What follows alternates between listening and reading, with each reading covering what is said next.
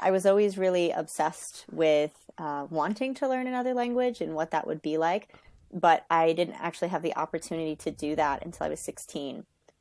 Is when I had the first chance to take a Spanish course.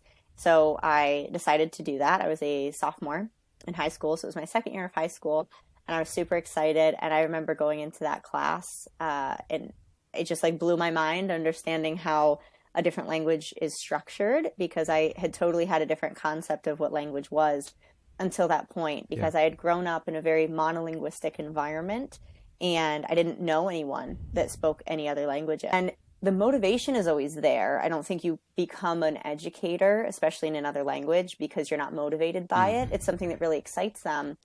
But there's this level of like fear and shame and shyness that comes up when all of a sudden you're there in front of a class, and it's public speaking is what it is, whether it's to children or Yes. to teenagers or to adults.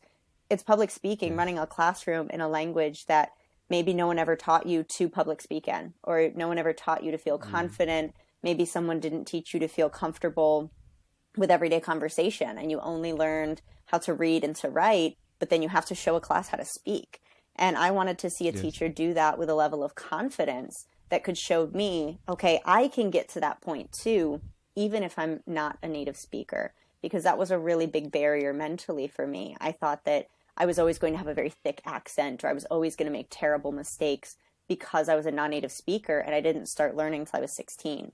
Whereas many other people start learning from a much younger age, even if it's the basics in school, they understand how verb structures work or different vocabulary. And I didn't have Yes. any of that until later. So I don't think it's a lack of motivation. I think it's just no one teaches people how to feel confident in their second language. They think just through reading and writing, okay, you have the tools, go teach it. But until you have the Yeah. confidence and excitement when you were speaking, then you can't show other people what that could look like for them either. So I went to college and I decided that what I wanted to do was study Spanish. And I remember that when I said I was going to declare Spanish as a major, um, I remember my dad telling me, but you don't speak Spanish. And I was like, well, that's the point. Like, I wouldn't study if I already knew it. So Yeah. I was really excited to do that. But at the same time, I was really terrified because I had zero conversational level. But I found really, really incredible opportunities with such motivating professors who were there to push Yeah. us to just 100% immerse ourselves in an atmosphere in upstate New York where it's like all very white, monolinguistic population.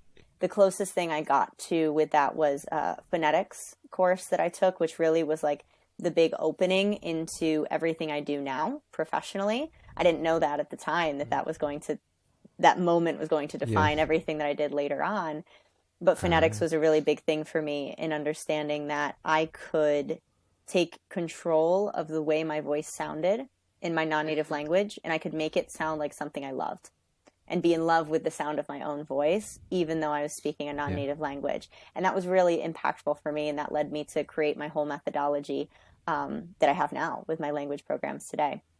So the one thing that I wish that they would have taught us in school or in college was how to show up with confidence in your non-native language, how to be there in a public speaking atmosphere, whether that's with one Yeah. person, like, hey, I'm speaking to you right now, or whether it's running a meeting of 5 people, or speaking to a group of students of 20 people if you're a teacher, or going to a job interview and being able to do that and say, yes, I can speak this language professionally without like feeling like I'm gonna, pass out from being so afraid of this Yeah. experience. So when I was graduating, I knew that I just wanted to be able to use Spanish professionally in my everyday life, that I wanted it to be something that was a part of me. So I went to do my master's degree at the University of Salamanca in Spain.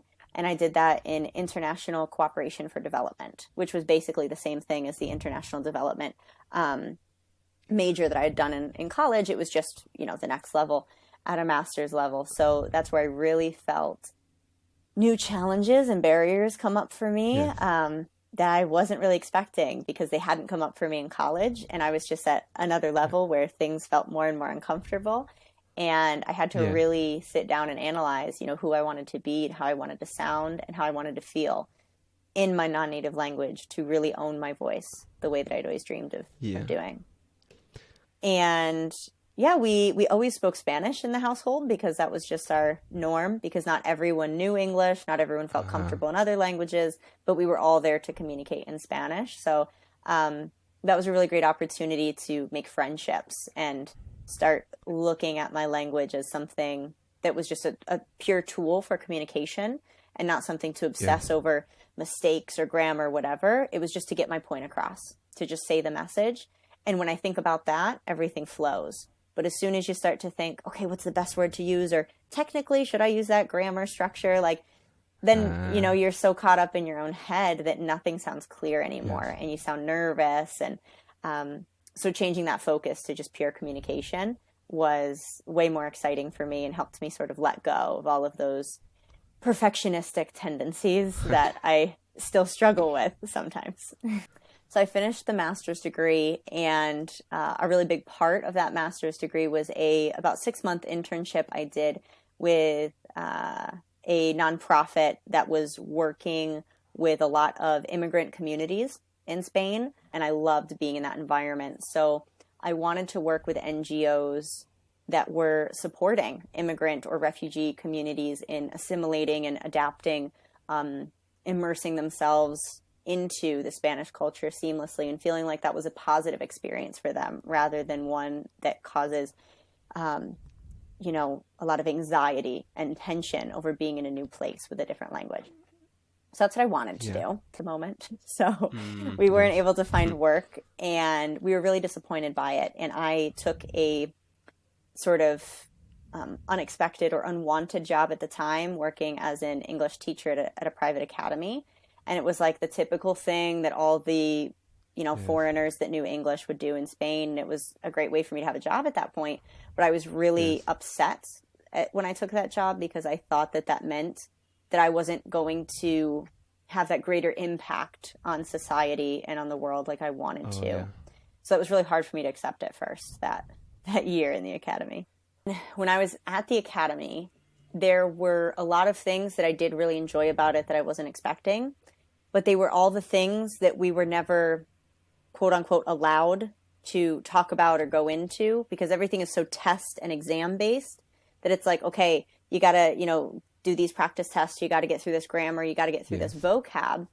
And other people, especially the adults I was working with, had a lot of different questions. They were like asking about feeling confident. They were asking about pronunciation. They were asking about fluency. And no one even touches those topics in a private academy in Spain. It's like not even discussed. It's like it didn't even exist. But that's what's most impacting our communication.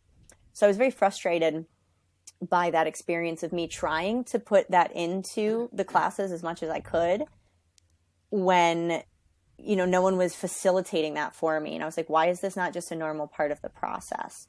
And I was constantly like applying to other jobs in different NGOs or international organizations throughout that year in the academy. And it got to a point where I was like, I want to do good on a really big level. Like I want to have a greater impact. I want to be able to provide all of the passion and just kindness that I have to put out there into the world to genuinely help people. And no one is letting me do it. And I would do it so well. So I decided that I was just going to do it for myself because I was sick of waiting for someone to give me an opportunity when I knew I could do it myself better. So the pandemic hit in March of 2021 is when it hit Spain. And my hours at the academy were reduced by half. And so, we were freaking out. We're like, what are we going to do? Financially, professionally, we're not going to get a job now somewhere else. No one's getting work. So I decided that I wanted to start my own online business, and I got mentors to help me figure it out. And I sort of just started trying things. I was like, is language coaching a thing? Because I want to do it. I'm obsessed with it. And so I started working on topics regarding accent, pronunciation, because that was sort of the basis of what helped me in Spanish at first. Yeah. And then it started evolving. Okay, confidence, fluency, and then, okay, business, professional English. Like, okay, we're getting to like another level of confidence and authority and authenticity and sincerity when we speak. How do we do that? So language coaching is not about, teaching you just some new grammar, new vocab, or speak better, in general. It's about a Yes. holistic, coming back to that word, a holistic transformation of who you are as a communicator so that you can close the gap between how you feel you're representing yourself right now and how you want to express yourself long term. So stepping into that next level version of yourself as a communicator to open up with the best authenticity and sincerity and authority that you can, to just feel comfortable and like yourself when you speak, which is something that is much easier said than done. So for me, this looks like in my programs, I specifically work with entrepreneurs, and specifically online coaches is a really majority of the people I work with are online coaches who are wanting to feel more comfortable working in their non-native language. They have their Yes. own businesses in English, or they do coaching in English, but they're non-native speakers.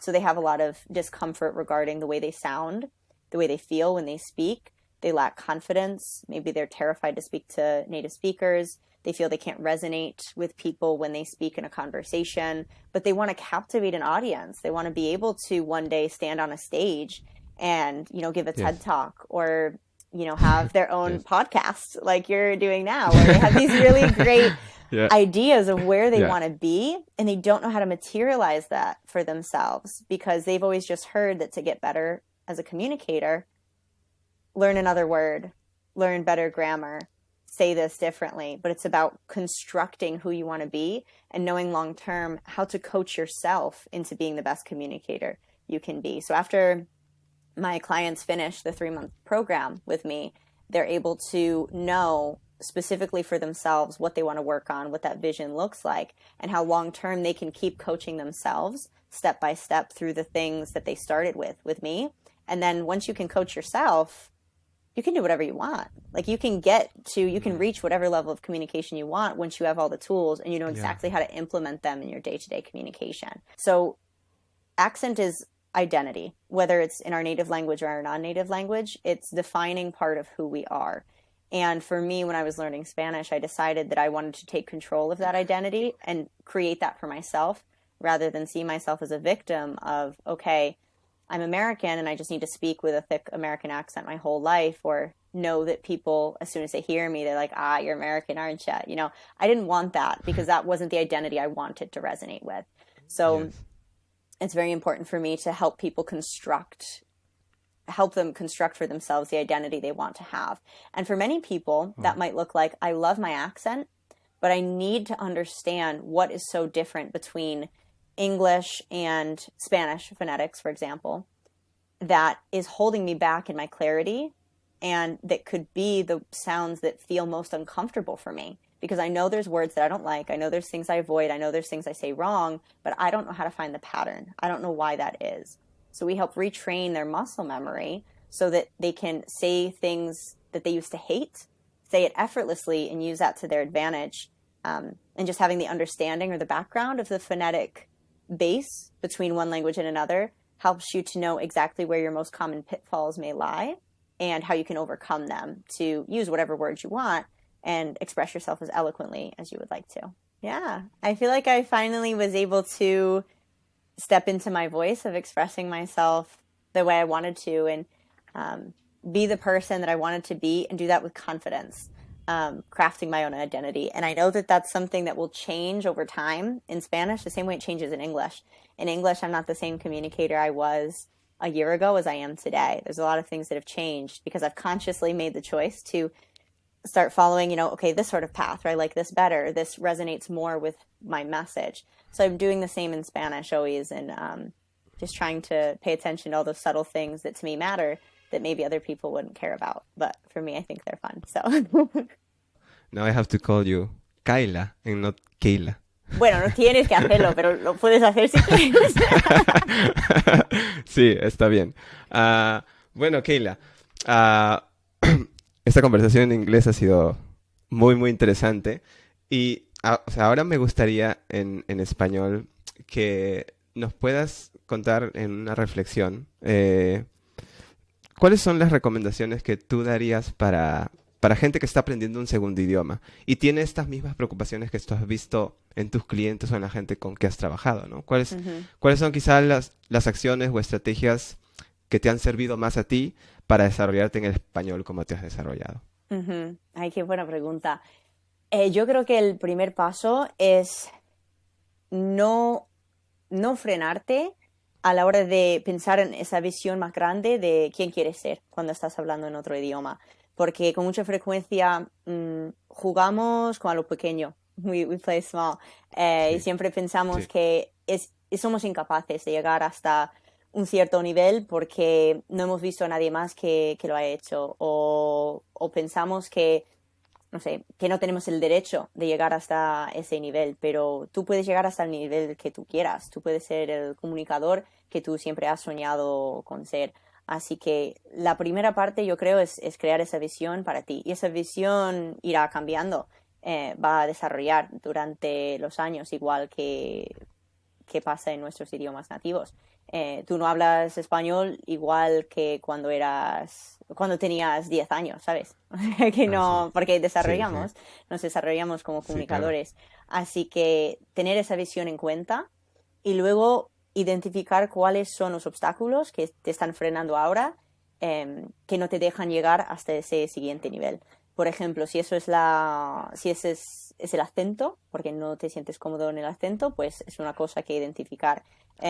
Si es el vocabulario, si no sabes que puedes con confianza hablar sobre varios temas, pues a escribir eso como una barrera que tienes y poder identificarlo, porque hasta que encuentres esos obstáculos va a ser imposible superarlos. Tenemos que percibir de otra manera las barreras lingüísticas que nos enfrentamos, porque si yo no tengo esa barrera, si no sé cuáles son las barreras, nunca voy a poder mejorar porque no he identificado lo que me está frenando. Y con mucha frecuencia nos agobiamos a la hora de llegar a no sé, cuando nos chocamos con algo que no nos parece tan bien, queremos hablar con más fluidez, con más Sí. naturaleza y eso no es realista. O sea que siempre vamos a tener barreras y hay que dar la bienvenida a ellas para que puedan empujarnos hasta el siguiente nivel. Sí, me encanta tu idea y la has dicho cuando has estado conversando, cuando hemos estado conversando en inglés y ahora en español, esto de que, claro, uno no es el mismo siempre y nuestra Ujú. forma de comunicar evoluciona, no solo en nuestra lengua nativa, sino también en en nuestro segundo idioma. Tu español es bastante español y muy, muy claro. Es la primera vez que creo que hablamos en español, Ya no, de porque la verdad. primera conversación que tuvimos, pues todo eso fue en inglés. Así En que inglés. ya creo que Claro, es claro. la primera vez que estamos hablando en español, Sí, sí. y estoy bastante sorprendido e impresionado con tu español, ¿Ah, de sí? verdad. ¿Cómo Me pensabas encanta, que me iba a encanta. ser? Es que me parece que es verdad que es como te imagino como otra persona, ¿Ah, que como sí? una segunda Keila. Sí, Ahora soy en Kayla. español, es verdad. Hola. Kaila, es verdad. De Keila a Kaila, pero literalmente, Ajá. de verdad. Es otra Ya voz, es otra sí, identidad, un poco, sí. es verdad, es increíble, es increíble. Es como el ejemplo vivo de eso que estabas diciendo, Hmm. de verdad. Y tenemos esa libertad porque llevamos los negocios con nosotros y eso nos da bastante tranquilidad a la hora de pensar a largo plazo, pues nuestra idea de cómo vamos a construir una familia y vivir la vida. Tenemos una libertad total. Como dirían mis amigos españoles, qué guay y qué chulo. Sí, qué guay, está muy guay. De verdad. Acá diríamos qué chévere. O bueno, yo diría que bacán. Ah, Con otras ese es nuevo expresiones. para mí, no lo he oído. Qué bacán. Pues, ahora me voy a quedar con la duda si llamarte Keila o Kaila. Como tú quieras, o Porque ya sé que sea, hay que dos. respondo a las dos opciones. Claro. Ya. Thank you so much. I remember when we first connected a few months back and you told me about this idea. It just sounded so impactful to me, to help people understanding better their second voice and stepping into that, what that means to them. And you just having so many examples of people that are going to be here to help other people show, okay, what that second voice could look like for them, or third or fourth or whatever number voice that is for you. Ya. I'm so glad that you took the step, the leap forward to to do this, to serve other people in their own goals. So thank you for inviting me. I'm super excited that you're Yeah. doing this, like, and where this is going to be in a year. I can't wait to hear.